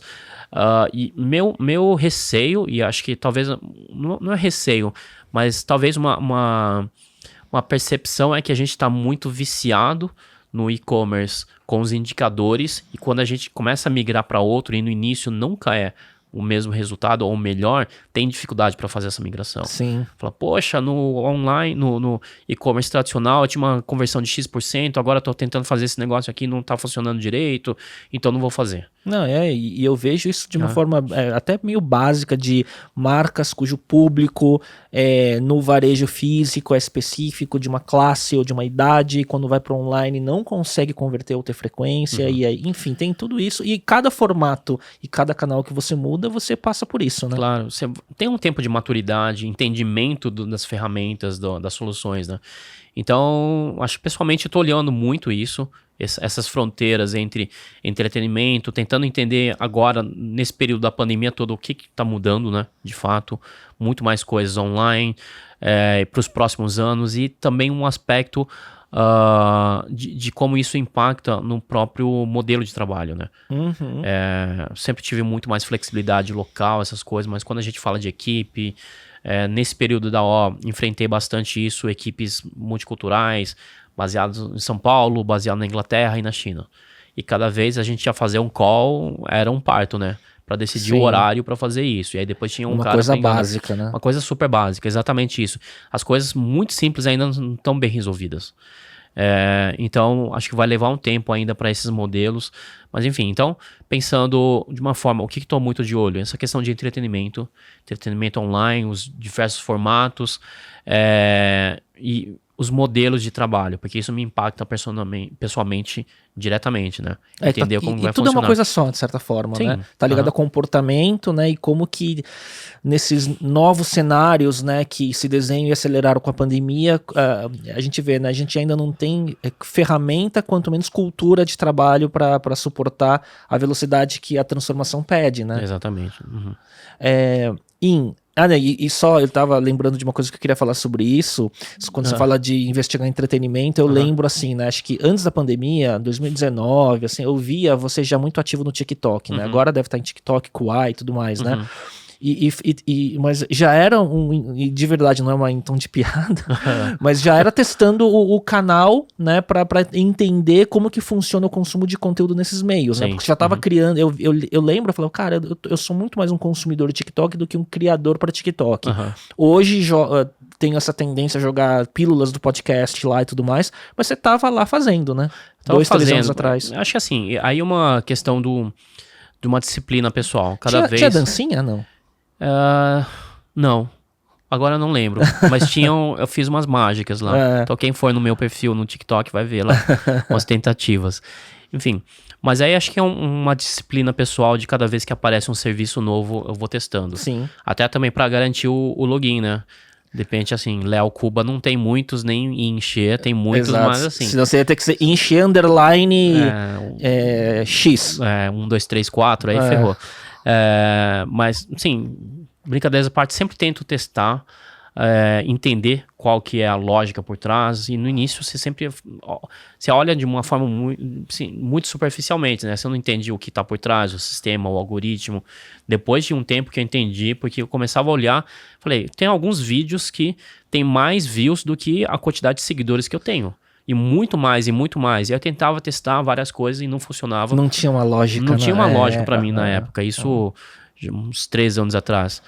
Mas eu acompanhava já o TikTok na China, que ele tem um nome diferente, chama Douyin. Sim. Então, entendi um pouco disso e eu queria entender, na verdade, como que seria o desdobramento disso no Brasil. TikTok, Quai e outras plataformas. Agora estou muito mais olhando também as plataformas de streaming de jogos, entendendo qual que é a lógica, quais são as lógicas por trás. Eles começam a trazer novos modelos de negócio que podem ser aproveitados, aquela inovação transversal, né? Sim. Você pega de um lado e joga aplica pro no outro, né? Então é sempre interessante fazer isso. Mas talvez algum tempo eu faça as dancinhas, cara. Não sei. Se mostrar que tem... Que tem audiência, né? Aliás, que dá pra mostraram, né? Eu que não fiz, né? E que se der pra monetizar, melhor ainda, né? Oin, eu tenho uma curiosidade, assim, né? E a gente é relativamente contemporâneo, né? De vida profissional, né? Tempo de estrada, né? O que hoje você vê que são seus grandes aprendizados como empreendedor executivo, né? O que você se adaptou em características? Porque você sempre foi muito polivalente, eu acho, né? Você sempre tem... Você sempre está aumentando seu repertório, você sempre está na crista da onda do que está acontecendo, né? Quais são os seus aprendizados com tudo isso? Eu acho assim, Léo, depois de muitos anos, eu entendi quais são os setores ou as verticais, vamos chamar assim de uma forma bem genérica, que eu tenho mais capacidade. E assim, eu falo muito no mercado digital, e aí parece uma coisa super ampla, né? Mas muito no e-commerce e principalmente transações digitais online. Empreendedorismo, então criar negócios, e a vertente China. Então, quando eu olho os negócios, essa intersecção. Então, quando eu olho negócios, para mim tem que ter esses 3 elementos de uma forma ou de outra. Porque aí eu posso aproveitar o meu conhecimento, o meu network, minha experiência. E aí você fica meio que único. Eu fico único. Eu consigo, de fato, ser uma referência nisso, né? No início, até antes da Xiaomi, eu era cara digital e de e-commerce. Exato. Eu fiz uma carreira, acho que muito boa nisso. E aí, quando eu coloquei a China... E foi muito bom porque a China tem total ligação com o e-commerce. Então eu consegui adicionar uma camada que tinha uma relação com o que tinha anteriormente. Isso eu acho que foi muito importante para fazer, para não ficar um Frankenstein. Sim. Porque senão as coisas, eu vou fazendo um monte de coisa diferente que não tem relação nenhuma, uma perda de energia gigantesca. Eu acho que a maior aprendizagem, ou não vou dizer aprendizagem, porque ainda estou tentando aprender e entender isso, é a questão de sociedade. Acho que assim, outro dia eu tava tentando ver os números, acho que devo ter tido uns 15 sócios ao longo do tempo. Isso em CNPJ mesmo, né? Empresas criadas e tal. Não parcerias. Não parcerias, né? A gente foi parceiro, Mandarina. Sim. A gente não tinha um CNPJ, mas entender isso, qual que é o melhor desenho, como que é a melhor forma, porque assim, ao longo, principalmente nessa fase 2010 para cá, o que eu vi de dar mais errado sempre foi em sociedade. Acho que 80%. Né? Exato. Ele sempre está mascarado com algum outro problema. A gente acha que, não deu market fit. Cara, não deu market fit porque os sócios não conseguiram decidir no produto que iam lançar. Não deu founder fit, né? Não deu founder fit. Acho que o principal é isso. E, assim, eu acho tremendo quem consegue encontrar um sócio que leva para vários negócios diferentes. Isso é super difícil, né? Tem alguns que conseguem, e que quer levar para negócios. Exatamente, Porque no final das contas você tem até o seu momento de vida muda, o seu timing, os seus interesses. Seu sócio, provavelmente, você pode dar super bem, mas ele vai estar num momento diferente também. Então, acho que esses aprendizados são muito importantes. Então, entender sócio. Até porque agora eu estou no modelo onde eu tenho sócios de cada um dos negócios. Sim. Então eu tenho que entender se eu vou ter fit com o cara. essas coisas que são mais complexas. Então, acho que esse foi um dos maiores. As outras coisas, Léo, talvez tenham graus, não vou dizer menos importantes. Mas o resto é skill. O resto é skill. Esse daqui talvez seja um dos negócios mais... Eu concordo contigo. Eu tenho aprendizados similares. Em reta final, vamos lá para rotina, dicas e tudo mais, né? Porque a gente já tá a 1h e pouco e, cara, tem muito conteúdo legal aqui, tem bastante coisa bacana que a gente falou. Como que é essa rotina diária hoje para dar conta de tudo isso?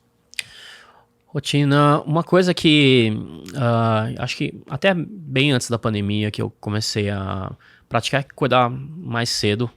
Até porque o fuso pede lidando com a China, né? Foi meio forçado, de certa forma, mas me habituei muito a acordar...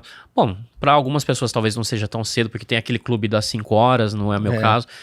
Normalmente entre 5h30 e 6, aí começa o meu dia. E aí, olhando as coisas, quando eu tenho algum projeto ligado à China, e provavelmente eu tenho que correr atrás, porque o cara já tá meio dia adiantado, né?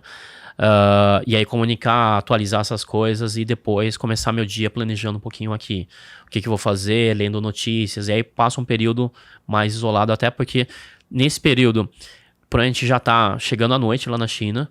E aqui no Brasil as pessoas ainda estão começando. Então é meio que um gap que eu ainda consigo fazer uma coisa com mais tranquilidade também. E aí planejar um pouco mais o dia. Aí depois o resto eu começo. Eu não tenho uma rotina muito fixa. Agora, durante a pandemia, a gente até chegou a falar em alguns momentos, nos últimos meses, comecei a me dedicar mais à atividade física, mas ainda não tenho uma janela muito formal. Então, eu tô tentando encaixar no período da manhã. Mas, ó, eu vou te falar, mais produtivo. Eu vou te falar, da nossa primeira piloto que a gente gravou aqui no estúdio para agora, sei lá, 3 meses no máximo, você emagreceu. Emagreci, sim. Você tava bem mais rechonchudo. Foi assim... Tava bem mais. Atividade física e regular mais a alimentação. Acho que tava com um problema de fato de... quando você tá em casa, acho que assim, a comida tá muito rotina e a pandemia teve papéis diferentes para cada um. Eu fui o contrário, eu emagreci, fiz muito exercício físico, transformei muita coisa de forma produtiva, e tem gente que descontou na alimentação e na falta de atividade física, né, sedentarismo e tudo mais, né? Mas assim, para mim, nessa questão toda, o que é mais precioso é dormir bem. Acho assim, sempre dormir bem. Eu acho que percebi que durante a pandemia começou a piorar. Em alguns momentos, nos últimos meses, comecei a ouvir uma dessas meditações guiadas, tentar fazer antes de dormir, para talvez dormir melhor. Porque se você dorme mal e acorda cedo, aí é uma fórmula para o dia seguinte. Normalmente 11 horas, meia-noite. Tá, então você dorme umas quase 7 horas. Mais ou menos. Pra acordar às 5h30. E aí eu lembro muito, assim, da medicina chinesa. Alguns anos atrás eu fui no mestre, ele falou, e não é só a quantidade de horas, é o horário que você dorme, né?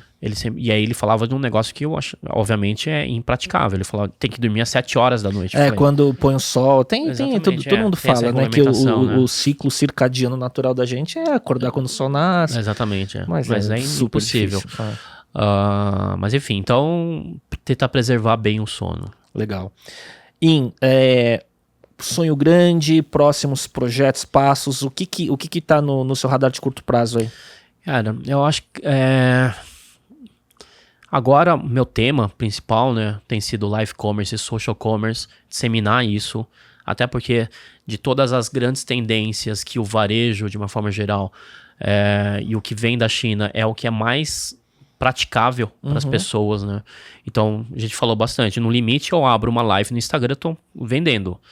Então, para mim, no curto prazo, um sonho muito grande é conseguir disseminar live commerce de uma forma assim, para chegar nos pequenos negócios, nos indivíduos que precisam começar a vender.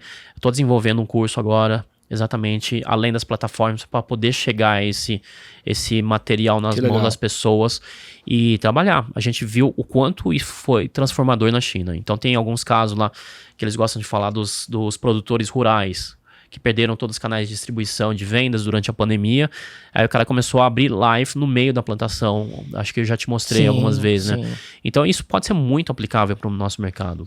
Então acho que é disseminar cada vez mais essa prática, e isso vai ajudar depois a ele se digitalizar e fazer as outras coisas. E é uma das coisas mais fáceis. Acho que no Brasil tem muito talento de criatividade, essas coisas. É cada vez um acesso ainda não tão ideal, mas melhor de internet, enfim. Então acho que a gente pode esperar isso, e é uma minha expectativa conseguir ajudar bastante esse mercado. Legal, muito, muito orientado a uma missão até de evangelizar o mercado, total, né? Sim. Muito, muito conteúdo para isso. Agora sim, reta final, dicas, o bate-bola de perguntas e respostas. Vamos ver se de 2020, que foi o episódio 8 para cá, mudaram algumas coisas, que algumas perguntas se repetem. Talvez alguma coisa você já tenha respondido, mas primeiro é o hábito ou rotina que você tem praticado no dia a dia que te ajuda. Agora, começando exercício, alimentação, melhorar, diminuir gordura, açúcar, essas coisas. Então, tentar controlar. Acho que isso é uma coisa que eu não tinha percebido antes, assim. Era muito uma facilidade, você come, pede, agora cada vez mais, assim, é muito fácil apertar o botão e chega alguma coisa em 10 minutos na sua casa. Eu nunca, assim, eu não quero eu tenho medo de olhar o quanto eu gasto de delivery, ou quanto eu gastei ao longo da pandemia. Uma fortuna. Delivery, transporte, você anda também de aplicativo, versus esses dias, nas últimas semanas, tenho tentado andar muito de metrô também, caminhado mais. Legal. Assim, antigamente era muita preguiça, né? Você aperta o aplicativo, você chega. Sim, não podia sair de casa, exatamente, né? Um livro que você recomenda? Na última vez eu recomendei um livro que é a base da estratégia do Alibaba, não sei se você lembra. Lembro. Agora, obviamente, meu viés é muito China, quero recomendar um outro, não tem nem autor. Ele é um livro que chama 36 Estratagemas. Ele significa o seguinte, e os chineses, eu fui percebendo depois claramente isso, os asiáticos, de uma forma geral, são muito estratégicos para fazer as coisas. Você percebe assim que nada é ao mero acaso, empírico. Né? É empírico. Então, ele chama 36 Estratagemas. É um livro contemporâneo da arte da guerra. E ele lista 36 coisas que você pode... são quase frases ou expressões para você pensar na hora, ou aplicar na sua vida, ou no dia a dia, rotina, família e nos negócios também. E aí eu vou dar um exemplo que a gente muitas vezes faz sem perceber, né? Então, você, por exemplo, agora eu não lembro a frase exatamente, né? Mas você criar uma cortina de fumaça, a expressão que a gente usa, né? Para tirar a atenção de alguma coisa, para ir para outra. Então, são frases desse tipo que te ajudam a pensar de uma forma estratégica e aplicar no seu negócio no dia a dia, né? Então, isso é bem interessante porque ele fala de situações de ataque, de defesa, de posicionamento. Então, que são aplicáveis. Muito legal. E não tem autor? Não tem autor, é um autor desconhecido, e você antigo. Na Amazon acha? Tem. Inclusive tem domínio público. Você pode baixar a PDF. Então o Sun Tzu com a Arte da Guerra foi mais eficiente no branding do livro. Ele foi o grande, na verdade, mérito dele. Quando você falou esse negócio do exemplo da cortina de fumaça como estratégia, me lembrou muito aquele livro 48 Leis do Poder, sabe? Do Robert Greene, que é um pouco assim, né? Que dependendo de como você olha o livro, parece um pouco manipulador, ele dá armas. Exatamente. Que dependendo na mão de quem tá para usar a estratégia, ele pode ser muito complicado. É a questão quando a gente fala de Maquiavel, de todos esses autores, e acho que você trouxe talvez os melhores exemplos. No mundo dos negócios, principalmente, talvez você está enfrentando situações ou concorrentes, ou enfim, que não necessariamente estão jogando o mesmo jogo, as mesmas regras. Então você tem que, talvez, estar preparado para reagir. Exato. É como se fosse arte marcial, né? Exatamente. Como defesa. Exatamente. Né? Você está preparado, né? E só indo nesse caminho também, eu lembro, né? Sei lá, anos 2000, começo dos anos 2000, quando falavam com o pessoal da 3G e falando assim, qual é o livro de cabeceira? E tinha aquele livro que era o Double Your Profits in 6 months or less. E aí eu comprei um paperback na Amazon, inclusive em inglês, inglês e tal. E aí comecei a ler, falei, caramba, mas que merda é essa? Tipo assim, não, você alonga o prazo de pagamento do fornecedor, corta não sei o que. Cara, é muito brutal e muito insustentável na cadeia, né? Né? Um pouco egoísta do ponto de vista, eu faço o melhor pro meu negócio, mas eu ferro todo mundo que tá ao meu redor, né? Né? E hoje em dia, no mundo que a gente vive, né, que eu não vou falar que é menos agressivo, mas é diferente, né, do que na época que a gente cresceu, bom, né, tem a questão do profissionalmente, politicamente né? correto. Acho que a gente talvez tenha mais dificuldade, até porque tem o ESG, você tem uma série de preocupações, medo de cancelamento, né? Tudo que hoje eu vi uma expressão cancelamento seletivo. Acho que é exatamente o que a gente vive, né? Todo cancelamento seletivo. Só que a gente nunca fala abertamente desse jeito. Se for ver, quase todo mundo tem um telhado de vidro em algum ponto. Exatamente, que né? se você for o eleito de uma coisa que você falou X tempo atrás e tá online, ferrou. Então a gente tem muito medo e assim de se expressar, de agir, de fazer coisas. Mas por outro lado, tem muita gente que pode estar cruzando a linha, né? Exato. Então acho que primeiro é tentar entender como você vai reagir, como você vai se posicionar. E são referências, né, cara? Se você vai fazer ou não é outra coisa. Em um podcast, filme ou série que você gostaria de recomendar? Série, cara, eu tô assistindo de novo Man in the High Castle. Ah, sim. Da Amazon. Eu gosto muito de história. E traz, assim, até junta essa parte da história com uma fantasia, com e se pudesse. E de um tema tão pesado pesado, como nazismo, né? Exatamente, né? Então, e é uma super produção, né? Da Amazon. Tem muita coisa interessante, nova saindo, mas esse é um que eu raramente assisto de novo, alguma coisa, raramente. Até porque você não tem tempo nem de assistir coisas novas, né? Gastar tempo com alguma coisa, mas esse foi um... Assisti Succession. Eu não... Já me recomendaram. É animal, é muito bom. É aquela família de mídia, né? De mídia, com sucessão. Cara, é muito, muito bom. E eu tô agora, nesse momento, maratonando Severance, que é uma série de 9 capítulos que estreou na Apple TV Plus há 2 meses atrás e virou um buzz enorme como a melhor série do ano e tudo mais. Uma mistura de Black Mirror com Dark, com Lost. É mesmo? É bem, bem interessante. Bem interessante. Legal. Indico. Mais um app não óbvio que você usa com frequência. Eu vou indicar esse app. Ele... Dificilmente alguém vai usar, mas eu queria abrir os olhos. Ele chama DingTalk. Ele é um app de produtividade do Alibaba, inclusive, que o próprio Alibaba usa para perceber um pouquinho da usabilidade, como é diferente. Acho que mais do que talvez esperar que alguém use, é trazer essa perspectiva de que tem do outro lado do mundo outras empresas fazendo talvez coisas diferentes para resolver os mesmos problemas que a gente. O DingTalk, ele não seria um equivalente ao Skype? Não, Porque ele tem a função de chat, não tem? Ele tem. Ele é, talvez, a comparação mais próxima seria um Slack. Tem um chamado Lark, também é uma empresa, Lark é da ByteDance, que é dona do TikTok. Sim. E ele traz perspectivas diferentes de uma integração de usabilidade mais, assim, talvez mais integrado. Porque muitas vezes a gente olha, assim, determinada ferramenta nasce de um jeito, vai adicionando as outras ferramentas, vira um Frankenstein meio esquisito de usar. O DingTalk, ele já tem coisas assim, interessantes e cada vez mais a gente vai ver aplicativos e serviços da Ásia e da China. Então é interessante a gente olhar. Legal, e a gente tá olhando muito pelo viés de rede social e entretenimento e daqui a pouco vai vir de business e produtividade. Exatamente, e tudo mais. Porque, assim...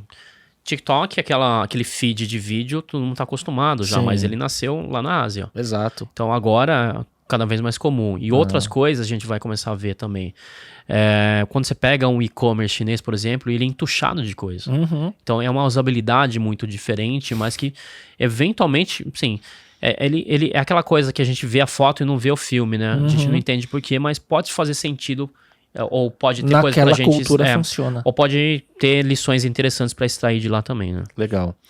Última, uma frase que te representa o que tá você está se identificando no momento? Eu tô me identificando muito, acho que muito ligado a esse período de pandemia, de aprender coisas, dessa constante questão de absorver.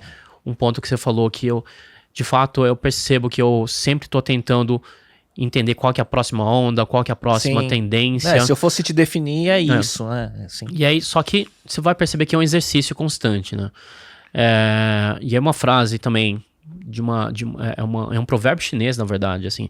Ele fala o seguinte, você leva 10 anos para construir para criar uma árvore, mas você leva 100 anos para formar um ser humano, porque ele está constantemente.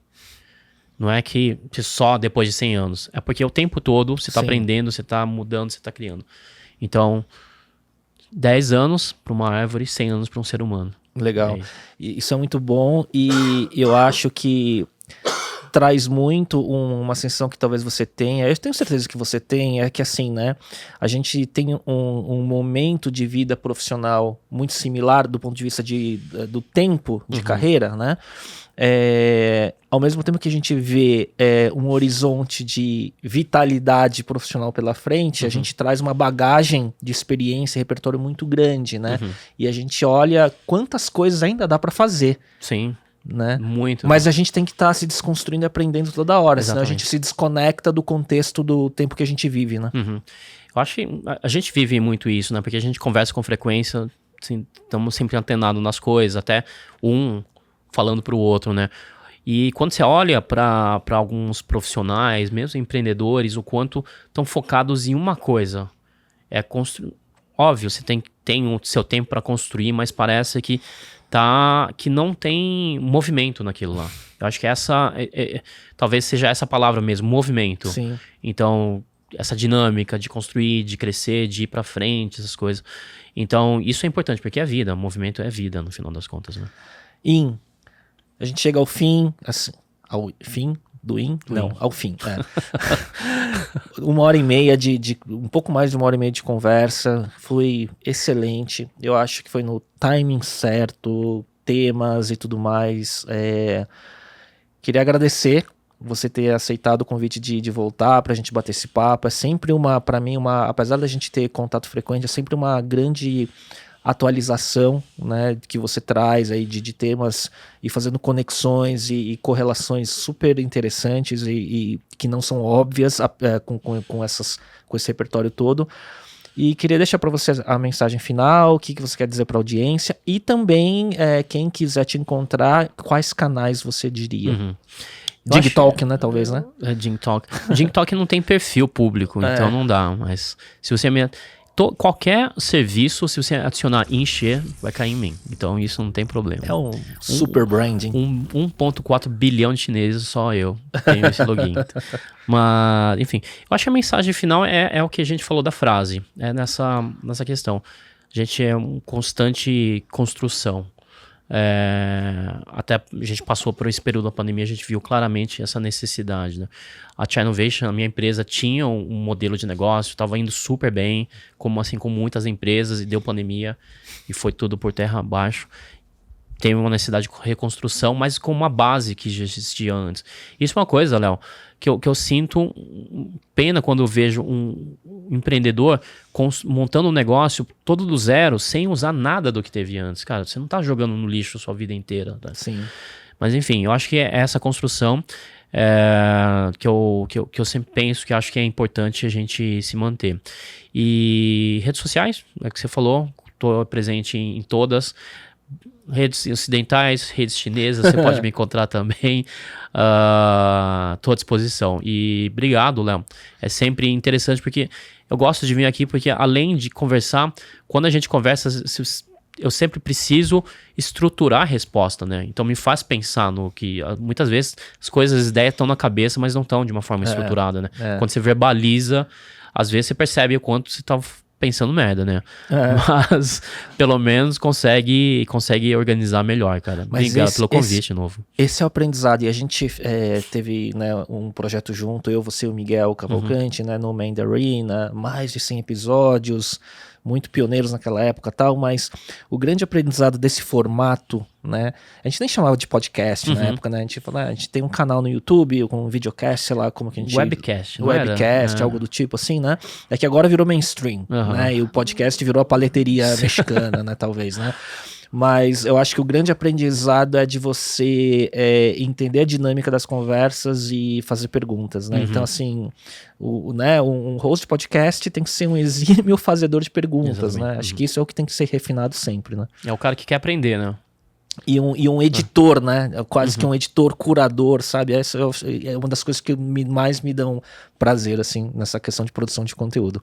Mas, obrigado, assim, episódio 52, então daqui uns 30, mais ou menos, a gente volta, 40 a gente volta. 30, uns 40 daqui a pouco. Né? Não acho que até lá vai ter algum influencer de live commerce vendendo $500 bilhão no Brasil em um mês, né? Que era o caso, né? Era um mês, né? Da Via, né?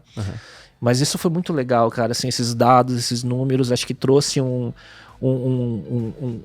uma carga de informação bem legal para a audiência.